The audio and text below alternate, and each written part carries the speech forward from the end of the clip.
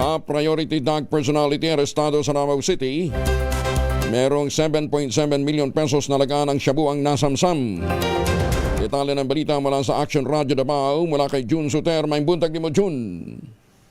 Mayong buntag usab, Kuyang Angel, arestado ang isang top priority illegal drug personality at ang kanyang kasabwat matapos ang matagumpay na bypass operation na ikinasa ng Davao Police Office o DCPO sa Purok Tendas B, New Town, Barangay Bagu, Calera, Davao City, alas 3:04 ng hapon, Hulyo 1, 2026. Kinilala ng mga otoridad ang pangunahing target sa alias na Brad sa isang gawang operasyon na kumpiska ang hinihinalang shabu na may tinatayang standard drug price na 7,723,440 pesos. Bukod pa sa iba pang ebidensya may kaugnayan sa operasyon, pinangunahan ng bypass operation na matauhan ng Balyok Police Station sa ilalim ng pamumuno ni Police Major Harold Untalan, katuwang ang 2nd City Mobile Force Company at City Intelligence Unit. Pinuri naman ni DCPO City Director Police Colonel Peter Bauzon Madria ang mga operatiba na sagawa ng operasyon. Ayon sa kanya, mananatiling maigting ang kampanya ng DCPO laban sa iligal na droga sa pamamagitan ng intelligence-driven operations at paipagtulungan ng komunidad upang mapanatili ang kapayapaan at kayusan sa Davao City. Kasalukuyan na sa kustodiya ng kapulisan ng dalawang suspek habang inihanda ng kaukulang kaso laban sa kanila.